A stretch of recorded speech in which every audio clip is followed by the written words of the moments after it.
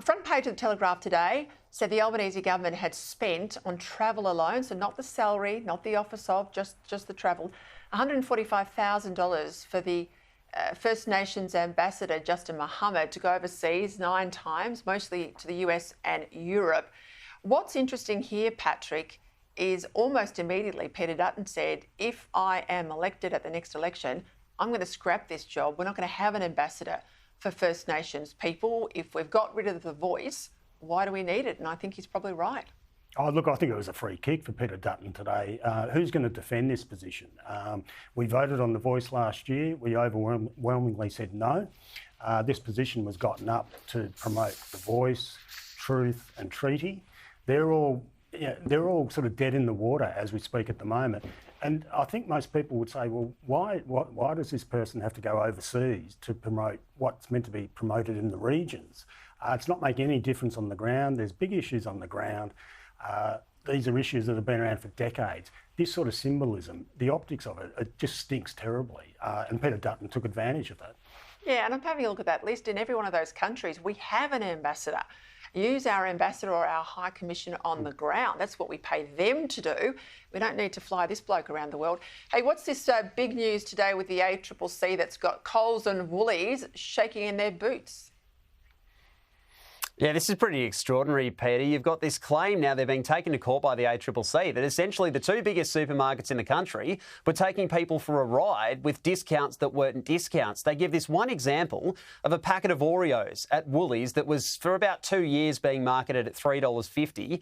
Then it was jacked up to $5, and after 3 weeks, it was then marketed as a discount, as a sale, at $4.50. Even though that was $1 more than what it was a month earlier, being discounted or marked as a sale item. That's a pretty extraordinary example. And the claim from the ACCC is that this was happening on hundreds of other items at Woolies and at Coles. So they're now taking them to court. The ACCC wants to hit them with a big stick financially that's far more than just the cost of doing business. They want to make this one hurt. The government's looking at a mandatory code of conduct that would have additional penalties too.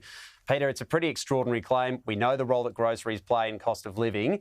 I don't think there'll be anyone that won't want to come after them with a big stick if this is proven in court. Patrick, just quickly, you're an award-winning journalist, right? So you know all the probity and the integrity required of journalism. I think particularly that's required of the ABC because they have a charter as our national broadcaster. What do you make of these revelations reported today that there were a series of legal letters sent to the ABC warning them that there was doctored footage or the risk of doctored footage? We now know it was doctored footage in relation to Heston Russell. There's got to be a proper independent, I'd say, judicial review now, surely.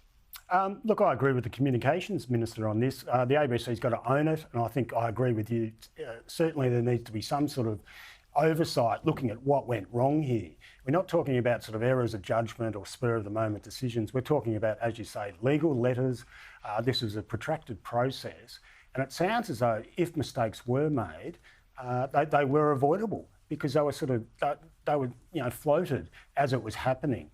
Mistakes could have been mitigated, if not avoided altogether. And as it is, we need to have faith restored in the process. I mean, as a journalist, as you say, you've got to get it right.